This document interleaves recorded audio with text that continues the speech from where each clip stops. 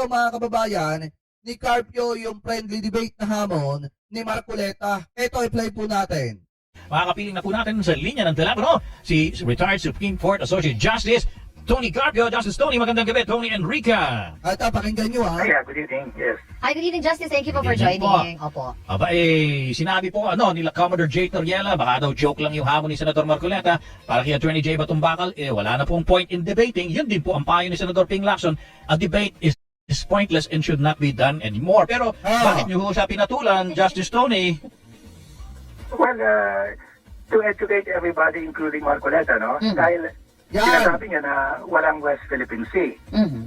Saka mga kababayan, di ba si former Chief Justice Antonio Carpio yung nagsabi na sa larangan ng mga abogado parang si Marcoleta ata yung pinakamababa. Sinasabi niya na yung Alain Island Group outside the EEZ natin, at outside our 200 nautical mile EEZ, wala tayong base because it's outside the EEZ. We cannot claim it. But we have to clarify that. No? We cannot allow that to go unanswered because we have to explain it to the Filipino people. Okay. So you think a debate can clear up mga misinformation or misimpression? Yeah, sabi na nga ni Marcoleta. Grabe mga kababayan, isipin nyo pagka napahiya sa debate na ito si Senator Dante Marcoleta, mapapatunayan ni former Chief Justice Antonio Carpio na talagang mababang uri ng abogado itong si Senator Dante Marcoleta. Diba? Pero yun kung sakali na mapahiya dito si Senator Dante Marcoleta sa hamon niya na friendly debate, mapapatunayan talaga na tama itong si Carpio sa sinasabi niya na mababang uri ng abogado si Marcoleta. Let a friendly debate. So okay, let's discuss it. Ang sinabi ko naman, we will discuss this topic. Is there legally a West Philippine Sea? Dahil sabi nila walang West Philippine Sea. So yun lang. Is there legally? Nasa provision ng batas ba natin yung West Philippine Sea yun? Okay. Yes or no? But yes, yung mga isla natin are maritime features in our islands beyond 200 nautical mile. Is that part of the West Philippine Sea? May provision ba doon sa batas na kasama din yun? Dalawa lang. Okay. At total.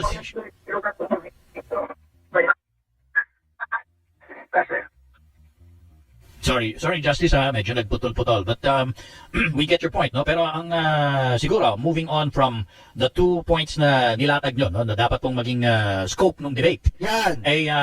Ready ho ba kayo na tanggapin na baka ano ba tawag doon? Bluff lang yung debate, pero hindi kayo nasiputin. Anong masasabi nyo? Well, okay sa akin. Kung ayaw yung sumipot, then he will have to answer for that to the people. Okay lang sa akin. Pero mga kababayan, imposible namang hindi sisipot si Marcoleta. Siya yung naghamon ng debate eh. Kasi pag nangyari dito, dumating sa mismong araw ng debate, eto pong si Carpio, mga kababayan, tapos hindi dumating itong si Senator Dante Marcoleta. Ang mangyayari niya, walang pinagkaiba. Kaya Baste versus General Torre. Na kung saan nagamon-hamon si Baste, pero in the end, hindi dumating nung pinatulan. So, gayon din na magiging bansag, mga kababayan, kay Senator Dante Marcoleta. Talagang pinatutuhanan niya lang na mababang uri siya ng abogado. Diba? Anyway, tuloy pa natin.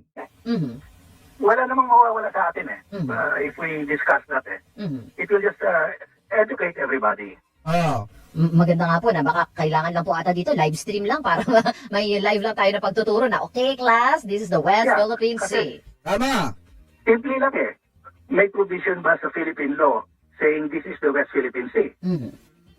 At saka kasama ba doon yung islands natin na katulad ng Pag-asa? Napakasimple lang eh. It can be answered in less than 5 minutes. We can be answered. That's why I said, madali lang ito. Sino po? Sorry partner because we're running out of time.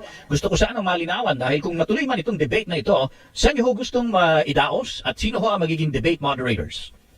Wala pa. Kasi we have not talked about that yet because we have to first agree whether there will be a debate or not. Siya naghamon eh. Meron na. Eto na, may tumanggap Tinanggap niyo na na eh. Oo. Bakit hindi pa matutuloy? I mean, Yeah, because I accepted it, so I'm waiting for the response. Yeah. Wala pa response. Tama. Kumbaga, the gauntlet Oo, yun na nga. has been thrown Yes. and you So para kang dating dito, binibigyan na ng partida si Senator Dante Marcoleta. Sige, kahit ikaw na ang pumili ng venue kung saan natin idadaos yung debate. Basta mahalaga, may daos ito at maliwanagan yung mga kababaeng Pilipino natin. Ayan, tanong, itutuloy ba ni Senator Dante Marcoleta? accepted it. So, Yes. malamang sa malamang, di ba? Sasampalin na rin ba pabalik ng gauntlet na yan? Yes, kasi kung, di ba, in the rules of, di ba, ano ba tawag doon? Mga duelo, Yeah. sino yung naghamon, dapat siya ang sumipot. Tama. Di ba? Ah, Will you accept, Justice Tony, na bukod dun sa 2 points na gusto niyo maging saklaw ng debate, na may room pa to add more Arguments? or points of argument dun sa debate? well, I don't know what I'm talking about under the sun. So there's what points. Depends on what points ang idadagdag. Depends on what point. Oo, Okay. oo. Pero may iba pa po ba ang dapat na idagdag na mga punto? Kasi yun naman ang punto na may disagreement eh. Yeah. Ah, O, saan pa po ba? Ano po ba kaya ang kanyang pagbabasihan? Kasi doon sa batas na ginawa na ng maritime ano natin, no? Archipelagic basis. yes. Archipelagic basis. Meron na tayong pinagkunan from history, meron na tayong pinagkunan from international decisions, at pati po tayo, minap na rin natin kung ano talaga yung bahaging, yung mga May dapat ay sa Pilipinas. Ano pa yung hindi natin ako-cover na base para magkaroon pa ng question? tsaka isipin nyo mga kababayan, buhat nung bumisita, di ba may picture si Senator Dante Marcoleta? I think, wait lang, pakita ko sa inyo. Aha. Talagang nahumaling siya sa pagdidepenso sa China. Dante Marcoleta. Eto, pakita ko lang sa inyo. Rodante Marcoleta. Buhat nung bumisita siya mga kababayan sa China. Sa Chinese Embassy. Ito, di ba? Buhat nung bumisita siya mga kababayan. Ito yung galing sa kanyang account Rodante Marcoleta, yan o. Buhat nung bumisita siya mga kababayan sa Chinese Embassy. Yan o. Ipinakita sa kanya, siguro inano siya. Kumbaga, inorient siya mga kababayan. About yan sa issue ng West Philippine Sea. At about po doon sa issue ng mga teritoryo daw kuno ng China. So ngayon, buhat nung umatin siya dito, hindi nyo ba napapansin? Talagang panay-panay yung pagtatanggol niya mga kababayan sa interest ng China. Ano nangyari? Di po ba? Ano nangyari kay Senator Dante Marcoleta? Buhat nung naimbitahan siya dito, talagang sunod-sunod na yung mga pagtatanggol niya sa interest na makikinabang ayan China mga kababayan. So ngayon balik tayo dito. Ako nagtatanong lang naman. Justice? Well, malaman natin yan pag may debate na. Oo. We'll wait for the debate for that answer. Sige. Yung bang offer niyo to show up for a debate, may ano ba ito? May Expiration date. May expiration date, Justice Tony? Well, wala namang expiration date. We can Anytime. discuss that anytime. Ayun. Yan na pala.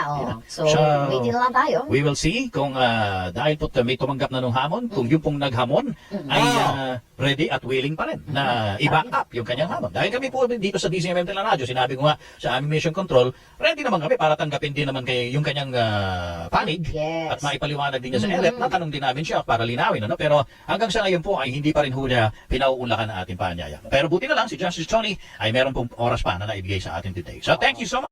Thank you so much, Thank you. Justice. Thank you po. Magandang gabi po. Retired as Ayan. Mga kababayan walang expiration date yung pagtanggap ng hamon ni former Chief Justice Antonio Carpio dito po kay Senator Dante Marcoleta. Ang tanong, itutuloy kaya ni Senator Dante Marcoleta yung kanyang hamon kay Justice Carpio mga kababayan kasi baka mamaya ningas kugun lang, magaling lang sa umpisa tapos sa huli, wala, basti lang din. Pegador, wala kang kawala.